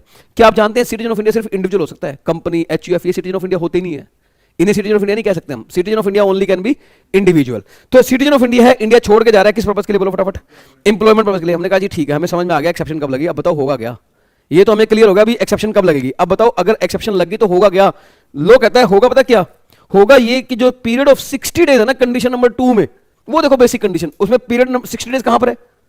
60 डेज कहां है? ऊपर बेसिक कंडीशन में। भाई बेसिक कंडीशन में कौन सी कंडीशन में? पहली में या दूसरी में? बोले वो 60 नहीं रहेंगे, आपको उन्हें 60 नहीं समझना, कितना समझना है? 182। मतलब अगर आप एक्सेप्शन में कवर्ड हो गए तो इस 60 को भूल जाओ, इस 60 को भूल जाओ, इसकी जगह कितने मानो? 182। यही है एक्सेप्शन। मतलब देखो मैं आपको समझाता हूं। Think as a student. सबसे पहले आप एज ए स्टूडेंट समझो। आप सोचो भाड़ में गया एनालिसिस, हमें एक बात पता लग गई कि अगर बंदा एक्सेप्शन में कवर्ड है तो जब हम क्वेश्चन सोल्व करेंगे ना, तो अगर सेकंड कंडीशन में हम आए, पहली कंडीशन नहीं पूरी हुई, तो हम सेकंड में भी 60 को 60 नहीं पढ़ेंगे, कितने पढ़ेंगे? 182। बात खत्म यार, क्वेश्चन सोल्व हो गया। यस, क्वेश्चन सोल्व हो जाएगा, सिंपल है। लोग क्या कहता है, अगर आप सिटीजन ऑफ इंडिया हो, आप इंडिया छोड़ के जा रहे हो, इंप्लॉयमेंट के लिए जा रहे हो, तो भैया सेकंड कंडीशन में जहां 60 लिखा ना, वहां 60 मत पढ़ना, कितने पढ़ना? 182। हमने कहा ठीक है, दैट्स इट, बात खत्म होगी ना। अब मैं आपसे क्वेश्चन पूछूंगा, लेकिन यार पॉइंट ये है कि हम ना सिर्फ पढ़ने के लिए नहीं पढ़ रहे, हम सीखने के लिए पढ़ रहे हैं। यस और नो? एज ए स्टूडेंट खत्म हो गया एक्सेप्शन। मैं बोलूंगा सिखा दिया ना यार, तुम्हें अभी क्वेश्चन सोल्व किया था ना, क्वेश्चन सोल्व किया था ना, अगर उसी क्वेश्चन में टू वर्क की जगह इंप्लॉयमेंट लिखा हो ना, तो बस जब तू 60 करेगा ना, 60 मत देखना, कितने देख लेना? 182 देख लेना, बात खत्म। आपने बोला सर इट्स ओके, इसमें क्या बड़ी बात है, क्वेश्चन ही सोल्व करना, कर देंगे। लेकिन मेरी बात सुनो, मैं आपको यहां पर एक चीज सिखाता हूं। सुनो सुनो सुनो, पहले आपको एक चीज सिखाता हूं। रुको रुको रुको यार, पहले वाले में मैं क्या कर रहा हूं, तुम एनालिसिस करने की कोशिश कर रहे हो, पहले वाले में छोड़ो ना, तुम्हें क्या लेना? पहला चेक करना, तुम नहीं पूरा हो रहा, सेकंड में आया ना, सेकंड में बस 60 मत देखना, कितने देखना? 182, क्वेश्चन सोल्व कर देना। अब अभी अभी मेरी सुनो इंपैक्ट। अब मैं आपको सिखाऊंगा इसका एनालिसिस। हम क्या पढ़ रहे हैं? इंपैक्ट। पता है इंपैक्ट क्या निकलेगा इसका? अगर इस 60 को काट कर कितना कर दिया जाए? 182, जो किया गया है, इसका इंपैक्ट ये निकलेगा कि जो सेकंड कंडीशन है ना, बोलो बोलो, वो बन जाएगी यूजलेस। क्या बन जाएगी? आपको चेक ही नहीं करनी, बस पहली ही चेक करो, दैट्स इट। अब as a student you are more comfortable. ये तो इजी हो गया। अगर हम लोग एक्सेप्शन में कवर नहीं होगा तो कितनी चेक करनी पड़ेगी? 2। अगर एक्सेप्शन में कवर नहीं है तो कितनी करनी पड़ेगी? 2। और बंदा एक्सेप्शन में तो कितनी करनी पड़ेगी? 1। कितना इजी होगा क्वेश्चन। अब लॉजिक समझो। एक बात बताओ, सेकंड कंडीशन में आने के लिए आपको मिनिमम कितने नंबर चाहिए? अरे जिसके पास 182 है वो कहां चला जाएगा? पहले में चला जाएगा, सेकंड में HR लेने आएगा। आप बताओ 2 पूरी करनी है, 1 पूरी करनी है? 1 पूरी करनी है। अब मैं आपको एग्जांपल देता हूं। मैं इंडिया में 185 डेज हूं, बताओ मैं कौन सी पूरी कर रहा हूं? पहले। क्या मैं सेकंड चेक करूं? नहीं। मैं इंडिया में 181 हूं, सपोज मैं इंडिया में कितना हूं? क्या मैं पहली पूरी कर पा रहा हूं?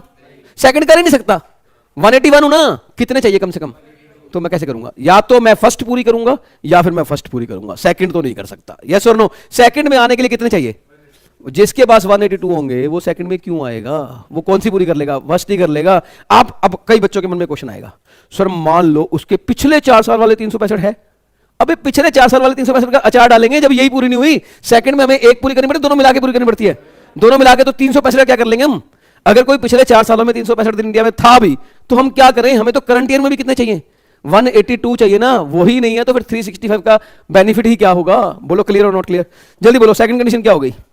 Useless. I hope this one is clear. अब सुनते हैं ना। अब मैं आपको यहां पर एक क्वेश्चन दिखाऊंगा।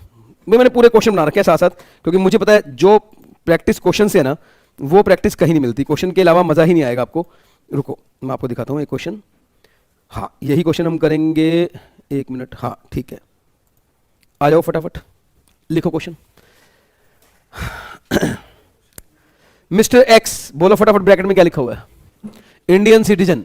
वैसे मैंने ब्रैकेट में लिख दिया इंडियन सिटीजन, पर यकीन मानो अगर नहीं लिखता तो भी बात बन जाती। यस और नो? क्योंकि वो इंडिया छोड़ रहा है या आ रहा है इंडिया में? जो इंडिया छोड़ के जा रहा है वो पहले कहां रहा होगा? इंडिया में। जो इंडिया में रहता है वो कौन होता है नॉर्मली? सिटीजन ही तो होता है। इसमें कहने वाली क्या बात है? यस और no? Mister X Indian citizen, क्या लिखा बोलो फटाफट? Left India. क्या लिखा हुआ है? Left India. भाई इंडिया छोड़ के जा रहा है। जा भाई जा, दफा हो। For the first time. कब जा रहा है? जल्दी बोलो, डेट बोलो। 22 सितंबर 2023। For what purpose? Employment in Australia. क्या ये बंदा एक्सेप्शन में कवर्ड है? आप ढूंढो, क्या ये सिटीजन ऑफ इंडिया है, क्या ये इंडिया छोड़ के जा रहा है, क्या ये एम्प्लॉयमेंट के लिए जा रहा है, तो ये किसमें कवर्ड है? क्या आप एक कंडीशन चेक करोगे, दोनों करोगे? दोनों करोगे। एक कौन से वाली पूरी कर देगा क्या बन जाएगा? रेजिडेंट। नहीं पूरी करेगा क्या बनेगा? खत्म यार, ओवर। पहली एग्जांपल, पहली एक्सेप्शन आपको पूरा कंप्लीट, कुछ बचा ही नहीं इसके अंदर समझाने वाला। डन, आपने निपटा दिया इसको आराम से। देखो, ही कम्स टू इंडिया, इसमें लिखा है वो इंडिया में वापस आया। कब आया बोलो फटाफट? 5 मई 2024 फॉर 150 डेज। अब ये क्वेश्चन आपको कंफ्यूज कर रहा है, क्वेश्चन में दम नहीं है पर क्वेश्चन आपको कंफ्यूज करने की कोशिश कर रहा है। मैं समझाता हूं कैसे। आप बोलो आप कौन से दिन देखते हो? अप्रैल 23 से लेके मार्च 24 तक, एम आई राइट? देखो मैं यहां लिखता हूं, एक बार मैं यहां लिखता हूं, आपके नंबर ऑफ डे, आपका ईयर कौन सा है? 1 अप्रैल 2023 से लेकर बोलो फटाफट मार्च 2024, एम आई राइट? मैं क्वेश्चन पूछूंगा, ये इंडिया छोड़े कब गया बोलो फटाफट? 22 सितंबर 2023। वापस कब आया? 5 मई 2024। कितने दिन के लिए? मैं क्वेश्चन पूछूंगा, क्या ये हमारे ईयर में वापस आया या नेक्स्ट ईयर आया? हमें नेक्स्ट ईयर से मतलब है या हमारे ईयर से मतलब है? हमें तो यार मार्च 24 तक मतलब है। मार्च 24 के बाद दुनिया हमारी नहीं है, यस और नो? हमारी दुनिया मार्च 24 तक सीमित है। तो ये 150 डेज है ना, सिर्फ कंफ्यूज करने के लिए दिया गया आपको कि आपको लगे यार 150 दिन आ गया। Is it clear? जल्दी बोलो, आप उसके नंबर ऑफ डेज कहां से लेके कहां तक चेक करोगे 23-24 के? 1 अप्रैल से, 1 अप्रैल 23 से लेकर, 1 अप्रैल 23 से लेकर कहां तक बोलो फटाफट? 22 सितंबर 23 तक, क्योंकि वो यहां पर इंडिया में था, यहां चला गया तो यहां नहीं था। एम आई राइट और नॉट? जल्दी बोलो, अप्रैल 23 से लेकर 22 सितंबर 23 तक। 22 को गिनोगे नहीं गिनोगे? गिनेंगे, गिनेंगे। Very good. सुनो, प्रीवियस ईयर 23-24, असेसमेंट ईयर 24-25, एक ही बात होती है। मैं नंबर ऑफ डेज निकालूं। अप्रैल बोलो कितने दिन? अप्रैल कितने दिन होते हैं? 30 मई में, 31 जून में, 30 जुलाई में, 31 अगस्त में, 31 सितंबर में, 22 को चला गया ना, 22 को चला गया ना, तो 22 आएगा ना। कितने दिन बने? 175 days. Simple concept, simple concept. निकाली नंबर ऑफ डेज, क्या बड़ी बात थी इसके अंदर? मैं क्वेश्चन पूछूंगा 175, क्या वो पहली कंडीशन पूरी कर रहा है? क्या आप सेकंड चेक करोगे? नहीं, सिर्फ कौन सी चेक करोगे? पहली। पूरी नहीं हो रही, क्या बन जाएगा? Non resident in India. खत्म, question complete, finished, you done it. पर पता लिखना कैसे है पेपर में? देखो, as mister X is covered under exception and does not satisfy the first basic condition and therefore Mr. X is non-resident in India. हालांकि आप यहां लिख भी सकते हो, there is no need to check the second basic condition. There is no need to check the second basic condition. मैं लिख भी देता हूं, there is no need to check the second basic conditions.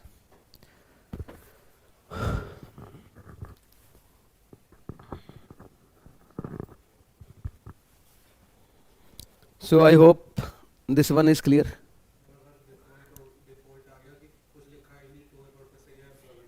अभी बताता हूं, सोचो। पेपर साइलेंट है क्वेश्चन कि मिस्टर एक्स लिविंग इंडिया, लिखा नहीं एम्प्लॉयमेंट है या टूर है, हम टूर मानेंगे। जब आपको एक्सेप्शन में कवर किया जा रहा है तो बताओ स्पेसिफिक वर्डिंग है एम्प्लॉयमेंट, तो एग्जामिनर को एम्प्लॉयमेंट लिखना चाहिए कि नहीं लिखना चाहिए? आप अज्यूम थोड़ी कर लेंगे एम्प्लॉयमेंट, यस और नो? वो तो बताएगा क्वेश्चन की एम्प्लॉयमेंट है। बताओ जब कुछ ना लिखा हो तो हम जनरल लॉ फॉलो करते हैं, स्पेशल लॉ फॉलो करते हैं?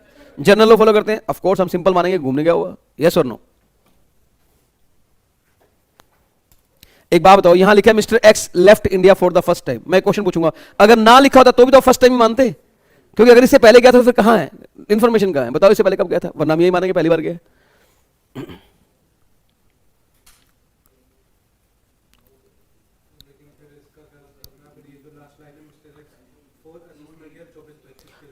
हाँ, तो असेसमेंट ईयर 24-25 का मतलब प्रीवियस ईयर 23-24 ही होता है। एक ही बात है वो तो। हाँ जी, हाँ जी, हाँ जी, बेटा बातें नहीं प्लीज।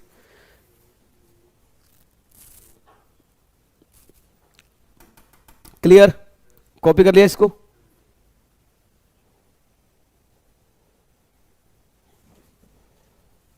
स्पीड बढ़ा के रखो क्वेश्चन कॉपी करने की।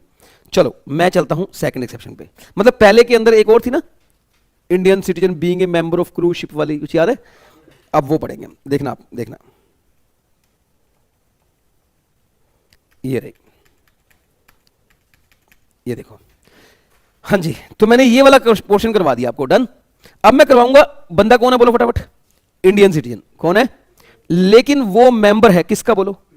क्रू का। वो किसका मेंबर है? क्रू का, क्रू का। और क्रू किसका है? शिप का। क्रू किसका है? शिप का। समझ में आ गया पॉइंट? अब मैं आपको पूरी इसकी स्टोरी सुनाऊंगा ना, and then only you will be able to understand कि ये क्या चीज है.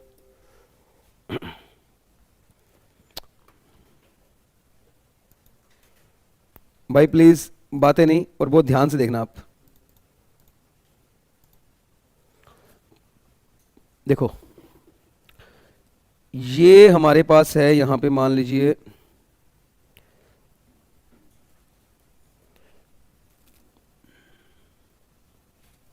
इंडिया.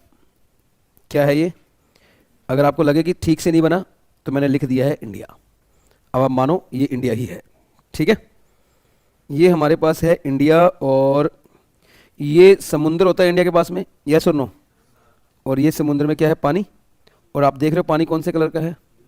क्योंकि किसी ज़माने में हनी सिंह ने कह दिया था आज ब्लू है पानी, पानी. तो वही मैं जब अपने को इन्फॉर्मेशन मिल गई नोटिफिकेशन के थ्रू कि पानी ब्लू है, तो हम लिख लेते हैं. ठीक है ना? तो कौन सा पानी बोलो फटाफट? ब्लू. नीला. ये क्या बना दी मैंने? शिप. इस कंसेप्ट को सीखना ना बड़े ध्यान से सीखना पड़ेगा. पता है टेक्निकल कंसेप्ट है, ट्रस्ट मी. ये आपको, आप कंसंट्रेट करोगे ना तो आपको क्लियर हो जाएगा. आपके स्टडी मटेरियल में इस कंसेप्ट के ऊपर कोई प्रैक्टिकल क्वेश्चन नहीं दिया हुआ. मैंने ढूंढा है, मैंने चोरी किया है सीए इंस्टीट्यूट के स्टडी मटेरियल से. ठीक है, वहां से एक चोरी करके मैंने यहां लेके आया हूं, ताकि आप उसको सीखो, और उस क्वेश्चन को समझने के बाद ना आपको इस कंसेप्ट और भी ज्यादा क्लियर हो जाएगा. और पता है एग्जाम में ना एक खास बात होती है, पेपर में कुछ भी आ सकता है. ठीक है, आपकी इमेजिनेशन के बियॉन्ड. जो सिलेबस में है ना वो तो आता ही है, जो नहीं है वो भी आता है. हालांकि ये तो सिलेबस में है, लेकिन इंस्टीट्यूट के मटेरियल ने इसे बहुत ज़्यादा एलैबोरेट नहीं किया है. और ऐसे में इंस्टीट्यूट ज़्यादा पूछता है कि देखते हैं इसने खुद क्या ढूंढा है भाई, इसने खुद कितनी मेहनत करी है. आपको पता है इंस्टीट्यूट आज भी सेल्फ स्टडी वालों को बहुत प्रमोट करता है. हिंदुस्तान में आज भी बहुत सारे बच्चे जो सेल्फ स्टडी करते हैं. और सेल्फ स्टडी का मतलब क्या होता है? जिस टॉपिक के ऊपर बहुत डिटेल कंटेंट नहीं दिया ना, बच्चा खुद ढूंढता है बैठ के उसको कि इसके अंदर और क्या क्या आ सकता है. वो other books, other act, other चीजें रेफर करता है एंड ढूंढता है. वो मैंने आपके लिए काम किया हुआ है. अब सुनना आप पहले समझो शिप का मतलब क्या है. इस शिप का ना एक नाम है, इस शिप का एक नाम है, वो नाम बताता हूं क्या है. इसको ऐसे बोलते हैं, इस शिप को बोलते हैं टाइटैनिक नहीं बेटा, फॉरेन बाउंड इंडियन शिप. क्या बोलते हैं इसको? बोलो फटाफट. फॉरेन बाउंड इंडियन शिप इसको बोलते हैं. इंडियन शिप होती है वैसे ये, लेकिन इसका नाम होता है फॉरेन बाउंड इंडियन शिप. ये शिप पता है कहां जा रही है? ये शिप जा रही है eligible voyage. Eligible voyage, voyage का मतलब होता है एक लॉन्ग जर्नी के ऊपर, लॉन्ग जर्नी के ऊपर जा रही है. ये लॉ की लैंग्वेज है, लॉ की लैंग्वेज में दिखाऊंगा आपको. मैं आपको थोड़ा थोड़ा यहां पे हिंट देके चलूंगा ना, तो आपको पढ़ते वक्त बड़ा कंफर्टेबल लगेगा, वरना उसको पढ़ने में आपको डिफिकल्ट लगेगा. इसको समझ के पढ़ोगे तो ईजी लगेगा. तो बताओ ये कौन सी शिप है? Foreign bound Indian ship. और इसका ये क्या है? एलिजिबल वॉयज पे जा रही है. वॉयज मतलब लॉन्ग जर्नी पे, लॉन्ग जर्नी पे जा रही है. M I right? अब सुनो, जो हम जिस बंदे की हम बात कर रहे हैं ना, जिस बंदे की हम बात कर रहे हैं उसे कहते हैं इंडिविजुअल इंडियन सिटीजन. ये बंदा कौन है? इंडियन सिटीजन है. और ये इस शिप के क्रू का मेंबर है. क्रू मतलब होता है, जैसे क्रू का मतलब होता है इंप्लॉइज होते हैं ना, इंप्लॉइज, तो उसको भी क्रू कहते हैं. भाई शिप का क्रू है, क्रू कहते हैं उसको, उसका मेंबर है. या ये कैप्टन ऑफ द शिप भी हो सकता है, जो शिप का कैप्टन होता है उसे भी क्रू कहते हैं. मतलब क्रू मतलब जो शिप के अंदर काम करते हैं. ठीक है ना? तो ये शिप के क्रू का क्या है? Member. He is a member of the crew. He is a member of the crew of foreign bound Indian ship. Foreign bound Indian ship. बड़े ध्यान सुनना. अब इस बंदे को ना एक सर्टिफिकेट दिया गया है. जैसे ही शिप में बैठा ना, इसको एक सर्टिफिकेट दिया गया. उस सर्टिफिकेट का नाम है CDC. क्या नाम है? CDC. सुनते जाओ सुनते जाओ. CDC की फुल फॉर्म है कॉन्टिन्यूअस डिस्चार्ज सर्टिफिकेट. क्या नाम है इसका? Continuous discharge certificate. ये एक सर्टिफिकेट इसको दिया गया है. अब ये इस सर्टिफिकेट में साइन करेगा. बोलो कब साइन कर रहा है? जाते हुए या आते हुए? जाते हुए साइन कर रहा है. और जब साइन करेगा साथ में डेट भी एंटर करेगा उस दिन की, जिस दिन साइन कर रहा है. मान लो इसने साइन कर दिया, साइन कर दिया, यहां पे साइन इन कह रहा हूं मैं इसको, साइन इन. तो इसमें इसने डेट एंटर करी होगी नहीं करी होगी कुछ ना कुछ उस दिन की. और जब ये शिप वापस आ जाएगा घूम फिर के, लौट के, या जब भी, या किसी और देश में जाएगा या वापस आएगा, जब ये वापस आएगा ना तो इस पर दोबारा साइन करेगा. उसका नाम होगा साइन ऑफ. क्या होगा? Sign off. और उस पर भी ये क्या एंटर करेगा? डेट. क्लियर होगा मंडे वाला? तो बताओ सबसे पहली बात, ये जो केस है, ये जो एक्सेप्शन है, ये किसके ऊपर एप्लीकेबल है? Indian citizen who is a member of crew. Who is a member of crew. और किसकी क्रू का? फॉरेन बाउंड इंडियन शिप का। डन हो गया यहां तक। फॉरेन बाउंड इंडियन शिप कहां जा रही है? एलिजिबल वॉयज पर। ये बंदा जो है, जो इसका क्रू का मेंबर है, इसने क्या मिला? सीडीसी। सीडीसी पे इसने साइन किया। कौन सी डेट है? साइन इन की डेट है और साइन ऑफ की डेट है। Is it clear? अब मैंने लॉ पढ़ना शुरू किया, इनकम टैक्स। मैं कहता हूं देखते हैं भाई इनकम टैक्स वाले क्या कहते हैं, भाई इसमें हम उसका number of days in India कैसे निकालेंगे। लॉ पता क्या कहता है? लॉ कहते हैं कि इन दिस केस ना, इन दिस केस, ये एक स्पेशल केस है। इन दिस केस ना, जो number of days, number of stay in India है, in this case stay in India, stay in India जो है, ध्यान देना, to be calculated in prescribed manner. क्या बोला? In prescribed manner. मतलब हम इसका ना तरीका आपको बताएंगे कि ऐसे केस में number of days in India कैसे निकालने हैं। और जब भी आप याद रखना, लॉ में जब भी प्रिस्क्राइब लिखा होता है ना, प्रिस्क्राइब्ड, इसका हमेशा मतलब होता है रूल्स में बताएंगे। कहां बताएंगे हम? रूल्स। याद है मैंने आपको पहली क्लास में बताया था इनकम टैक्स रूल्स भी होते हैं, यस और नो? तो कहां बताएंगे बोलो फटाफट? मतलब रूल्स में बताएंगे। और फिर इनकम टैक्स ने ना इसके लिए एक रूल भी निकाला, दैट इज रूल 126। क्या निकाला? रूल 126। बिल्कुल मैं आपको बिल्कुल एग्जैक्ट वही बता रहा हूं जो लॉ में लिखा हुआ है। और यकीन मानो आप 1 मिनट में क्वेश्चन सोल्व कर दोगे अगर आपको पूरी कहानी समझ में आ गई तो। हाँ जी, हम कौन से रूल में चले गए? हमने बोला चलो ठीक है जी, बताओ इसमें क्या लिखा, बताओ कैसे निकालेंगे इस बंदे के number of days in India. उन्होंने बोला देखो जी, जो रूल 126 है ना, वो ये कहता है कि अगर कोई बंदा, ये वाला केस है, कोई भी केस है या स्पेशल केस है? स्पेशल। कौन सा? क्रू वाला, crew of member of crew वाला। तो वो ये कहता है कि जो डेट आपने एंटर की है ना, कौन से टाइम पे? साइन इन के टाइम पे, साइन इन के टाइम पे। और जो डेट आपने एंटर की है, बोलो कब? साइन ऑफ के टाइम पे। कौन से सर्टिफिकेट में? सीडीसी सर्टिफिकेट में। याद आया? इस डेट से लेकर इस डेट तक वो बंदा नॉट इन इंडिया माना जाएगा। कहां माना जाएगा? Not in India. That is the final crux. ये इसका रिजल्ट है, ये इसका रिजल्ट है। वो बंदा क्या माना जाएगा बोलो फटाफट? जिस दिन उसने साइन इन किया, इस दिन को भी नहीं गिनना इंडिया में। जिस दिन उसने साइन किया वो भी दिन भी नहीं गिनना, और जिस दिन उसने साइन ऑफ किया वो दिन भी नहीं गिनना। इंडिया में काउंट ही नहीं करना भाई। साइन इन, साइन ऑफ से, साइन इन वाली डेट से लेकर साइन ऑफ वाली डेट इंडिया में काउंट नहीं करनी है। बाकी दिन आप जैसे वो इंडिया में है तो इंडिया में काउंट कर लो, कोई इशू नहीं है। बोलो क्लियर और नॉट क्लियर? अब सुनो, यहां तक क्लियर हो गया? मैं इसका एक क्वेश्चन पकड़ता हूं, ठीक है ना? एक क्वेश्चन लेता हूं, वो क्वेश्चन हमारा ना बिल्कुल क्लियर कर देगा हमें सारी कंसेप्ट को। और देखना आपको कितना मजेदार क्वेश्चन लगेगा। आप बोलोगे सर बहुत ही आसान क्वेश्चन था। ये रहा, एक सेकेंड।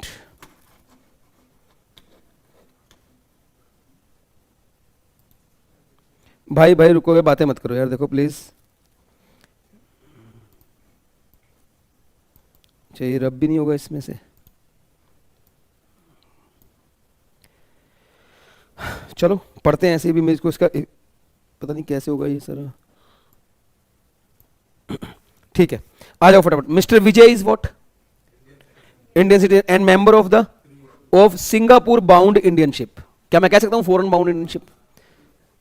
ये क्वेश्चन मैंने नहीं बनाया, ये मैंने सीए के इंस्टीट्यूट के स्टडी मटेरियल से लिया। आपको पूरा कंसेप्ट क्लियर होगा यहां पे।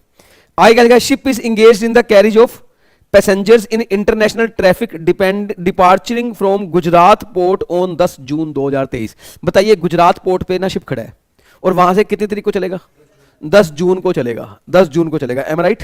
आगे लिखा है from the following detail for the previous year 23-24 determine the residential status of mister Vijay for assessment year 24-25 assuming that his stay in the last 4 previous year in India is 365 days। मैं question पूछूंगा, क्या ये exception वाला case है?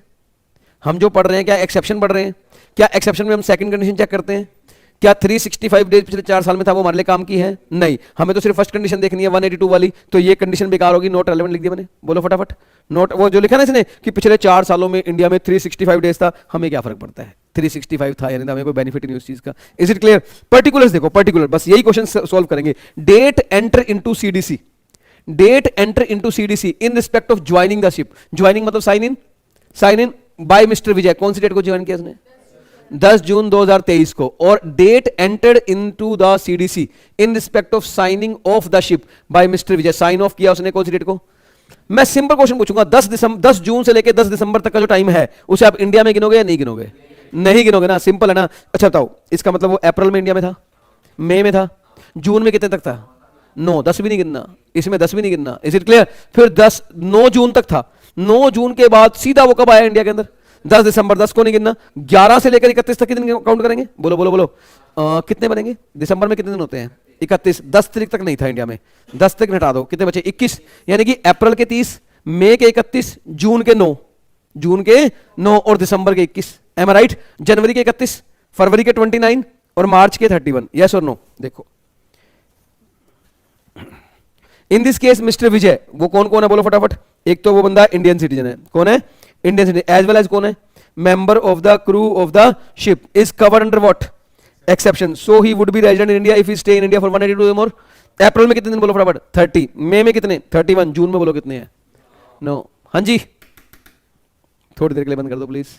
जून में कितने दिन है? 9, जुलाई में नहीं है, अगस्त में नहीं है, सितंबर में नहीं है, अक्टूबर में नहीं है, नवंबर में नहीं, दिसंबर में 10 तारीख को आया था, 10 को तो नहीं गिनेंगे, 21 दिन बचेंगे, यस और नो? जनवरी में कितने? 31, फरवरी में 29, मार्च में 31, टोटल कितने हो गए? 182 mister Vijay is set to be resident in India. बोलो क्लियर हुआ है नहीं हुआ?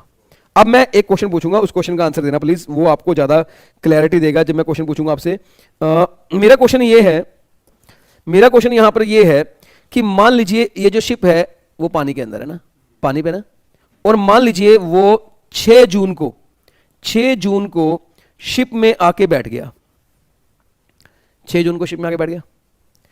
10 जून को उसने सीडीसी पे साइन इन कर दिया, आ रहा समझ? लेकिन 20 जून को शिप डिपार्च हुआ, शिप यहां से गया, शिप यहां से गया 20 जून को। अब समझ आ रहा है कंसेप्ट?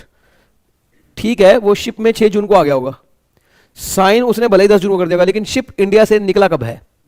20 जून को। अब सुनो, अब आपके मन में क्वेश्चन आएगा, क्वेश्चन बड़े ध्यान सुनना। अगर कोई बंदा पानी के अंदर है, इंडिया के पास जो पानी लगा हुआ है उसके अंदर है, तो वो इन इंडिया है या इंडिया के बाहर है?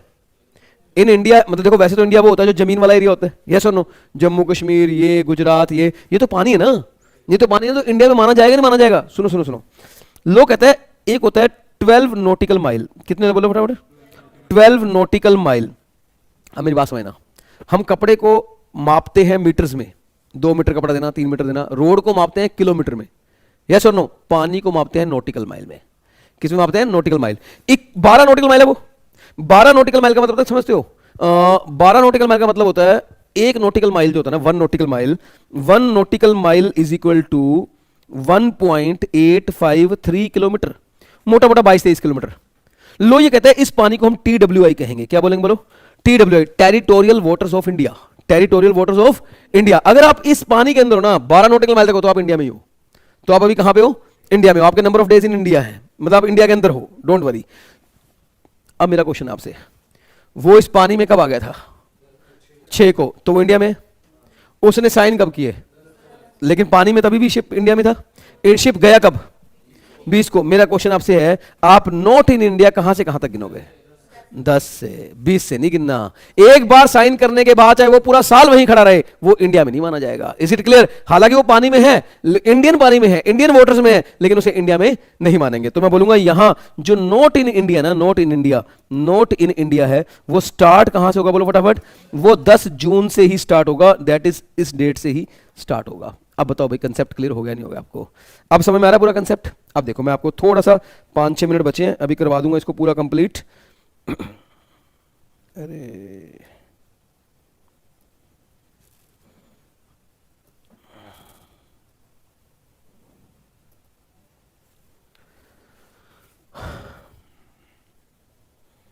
इसको ठीक है, रुको रुको रुको रुको रुको।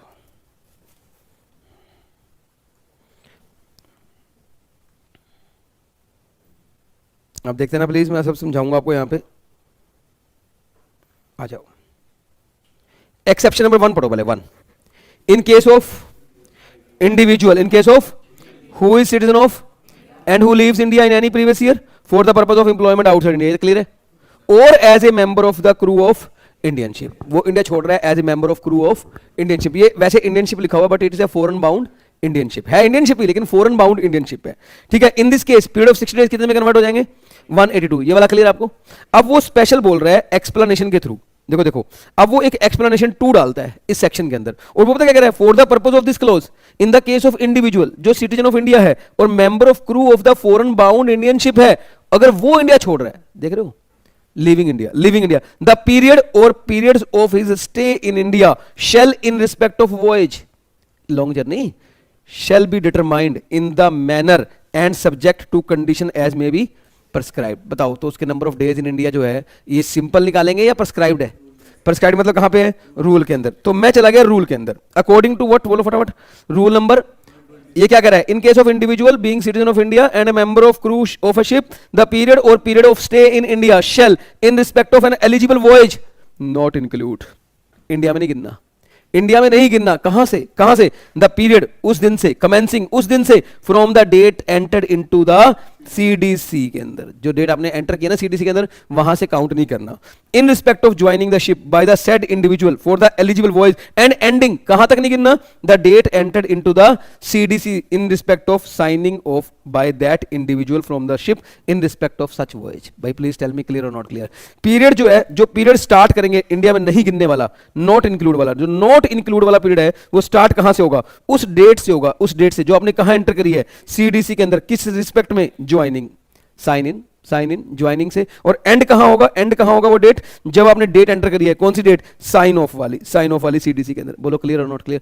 अब आपको कंसेप्चुअली क्लियर हो गया नहीं हो गया एक चीज, मैंने आपको दिखा भी दिया कि किस तरीके से लॉ में लिखा हुआ है, और मैंने बता भी दिया। देखो यहाँ पे कुछ लिखा भी हुआ है, हालांकि वो आपको पढ़ने की अभी जरूरत नहीं है, मतलब याद करने की जरूरत नहीं है। क्या लिखा हुआ है यहाँ पे, सीडीसी क्या होता है, ये मैंने कॉपी करके लिखे हैं, आपके बुक्स में नहीं लिखे, मैंने मतलब एक्ट से निकाल के ढूंढा है, तो ये काम का नहीं है, क्योंकि इन्होंने बोला सीडीसी का मतलब वही होता है जो किस एक्ट में लिखा हुआ है, मर्चेंट शिपिंग एक्ट में लिखा हुआ है। मर्चेंट शिपिंग एक्ट पढ़ोगे, वहां जाकर आपको सीडीसी का मतलब पता लगेगा, हमारे काम का नहीं। हम समझ गए सीडीसी मतलब continuous discharge certificate. Eligible voyage क्या होती है, इसने बता दिया, अभी लॉन्ग जर्नी होती है, इंटरनेशनल ट्रैफिक के लिए होती है, जो फ्रेट वगैरह होता है, ये वो होता है, इतना काम का अपने नहीं है वाला। Please tell me the point is clear और नॉट क्लियर। अब देखो हम लोगों ने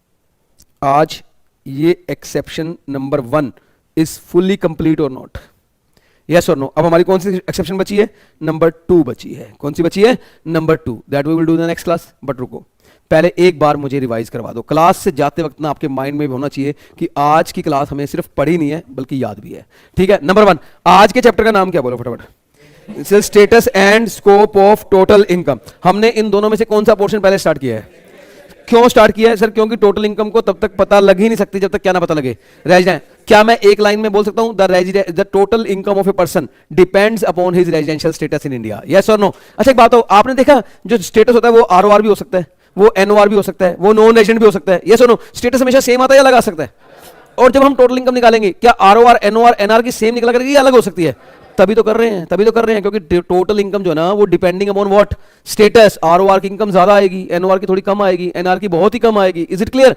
चलो फटाफट, कितने कैटेगरी पर्सन होते हैं, 7, इंडिविजुअल, एचयूएफ और बाकी 5 इंडिविजुअल, एचयूएफ और बाकी 5 के लिए क्या आंसर है, रेजिडेंट या नॉन रेजिडेंट, बात खत्म, और कुछ नहीं आएगा। एचयूएफ के लिए रेजिडेंट या नॉन, लेकिन रेजिडेंट है तो ऑर्डिनरी या नॉट ऑर्डिनरी। क्या हम ऑर्डिनरी नॉट ऑर्डिनरी तक पहुंचे, नहीं पहुंचे, अभी नहीं पहुंचे, वो पहुंचेंगे। इंडिविजुअल में कितने केस होते हैं, 3। नंबर वन, अगर रेजिडेंट है तो वो आरओआर भी बन सकता है, एनओआर भी बन सकता है। अगर डीम्ड रेजिडेंट है तो हमेशा एनओआर ही बनेगा, और अगर नॉन रेजिडेंट बात खत्म हो जाएगी, यस और नो। हमने पढ़ा, अगर आपको हमने स्टार्ट किया फ्रॉम इंडिविजुअल, कहां से स्टार्ट किया, पहला क्वेश्चन हमारे मन में आया कि यार एक इंडिविजुअल रेजिडेंट कब बनता है, भाई एक इंडिविजुअल रेजिडेंट कब बनता है या नॉन रेजिडेंट कब बनता है। नॉन रेजिडेंट का आंसर आसान है, जो बेसिक कंडीशन दोनों पूरी ना करे वो क्या बनेगा, नॉन रेजिडेंट। रेजिडेंट कौन है, जो कोई एक पूरी कर देगा, सुनो, अगर मैं बोलूं जो रेजिडेंशियल स्टेटस है, रेजिडेंट है इंडिविजुअल का, वो जनरल केस में 2 में से 1 पूरी करनी होती है, और एक्सेप्शन में तो 1 ही पूरी करनी होती है, यस और नो। एक्सेप्शन में कितनी पूरी करनी होती है, 1 ही, फर्स्ट वाली, और जनरल में कितनी करनी होती है, 2 में से कोई एक। पहली कंडीशन कौन सी है, 182 डेज और more during the relevant previous year 23-24, 23-24 यानी कि 23-24 प्रीवियस ईयर के अंदर अगर आप इंडिया में 182 डेज और मोर रहना है तो आपको क्या माना जाएगा, रेजिडेंट इन इंडिया बन जाएगा। इस बेस पर हम सब लोग क्या हैं, प्रैक्टिकली हम सारे पहली कंडीशन को पूरा कर रहे हैं, हम लोग क्या बन चुके हैं, रेजिडेंट। चलो दूसरी कंडीशन क्या थी, 60 डेज और more during the relevant previous year 23-24 में ही वो 60 डेज और मोर होना चाहिए, और इसके साथ साथ वो पिछले 4 सालों में, 4 साल कौन से, immediately preceding the relevant previous year के पिछले 4 साल, 23-24 है तो फिर 22-23, 21-22, 20-21, 19-20, इन 4 साल में इन एग्रीगेट चारों का टोटल कितना होना चाहिए, 365 डेज होना चाहिए। अगर 60 + 365 है तो वो भी क्या बन जाएगा, रेजिडेंट बन जाएगा। आई होप इट इज क्लियर। फटाफट अगर एक्सेप्शन पढ़ी थी हमने, इसके बाद 2 एक्सेप्शन है। एक्सेप्शन नंबर 1, अगर कोई इंडियन सिटीजन है, क्या ये अमेरिकन सिटीजन में लगेगा, कोई अमेरिकन सिटीजन है, वो इंडिया में पिछले 10 साल से रह रहा है, लेकिन उसके पास इंडियन सिटीजनशिप नहीं है, वो आज भी अमेरिकन सिटीजन है, अगर वो इंडिया छोड़ के जाएगा इंप्लॉयमेंट के लिए तो क्या ये एक्सेप्शन लगेगी, नहीं लगेगी। उसके लिए हम दोनों में से कोई एक पूरी करेंगे, यस और नो। अगर कोई इंडियन सिटीजन है and he is living India, and he is what, living India for what purpose? Employment. Employment include self employment. तो उसका पीरियड जो 60 डेज है ना कंडीशन नंबर 2 में, वो कन्वर्ट हो जाएगा 182 में, जिसका इंपैक्ट ये बनेगा कि आपको सेकंड कंडीशन चेक ही नहीं करनी, ओनली कौन सी चेक करनी है? फर्स्ट। पूरी तो रेजिडेंट, नहीं पूरी तो नॉन रेजिडेंट। बोलो डन और नॉट? दूसरी केस, अगर कोई सिटीजन ऑफ इंडिया है, इंडिविजुअल है, वो इंडियन सिटीजन है और वो किसी फॉरेन बाउंड इंडियन शिप के क्रू का मेंबर है, फॉरेन बाउंड इंडियन शिप के क्रू का मेंबर है, तो उसके number of days in India निकालने के लिए स्पेशल मैनर बताया गया है। वो स्पेशल मैनर रूल नंबर 126 में बताया गया, जो ये कहता है कि जिस दिन उसने सीडीसी के अंदर साइन इन किया होगा, वो दिन से लेकर जिस दिन उसने सीडीसी के अंदर साइन ऑफ किया होगा, वहां तक उसे इंडिया में नहीं माना जाएगा, उसे इंडिया में नहीं माना जाएगा। Please tell me the exceptions are clear और not clear. So I hope आपको आज ही क्लास क्लियर है। 3 से 4 क्लासें लगने वाली है इस चैप्टर के ऊपर, और इस चैप्टर में क्वेश्चन कंफर्म्ड है, पेपर में आता ही आता क्वेश्चन है, राइट? चलिए, अच्छा, आज के जो नोट्स है ना, आई विल सेंड यू। मैं आपके आज के नोट्स में, अगर किसी ने अभी भी मेरे को व्हाट्सएप नहीं किया तो ही कैन व्हाट्सएप में, मैंने आपको नंबर दे रखा है, उसको आपको व्हाट्सएप करना है तो, और मैं आज आपको आज की क्लास के नोट्स सारे भेज दूंगा, ठीक है? लास्ट क्लास वाले भी भेज दूंगा, लास्ट क्लास वाले भी भेज दूंगा, ठीक है? चलिए सर, आज के लिए इतना ही करेंगे, बैलेंस नेक्स्ट टाइम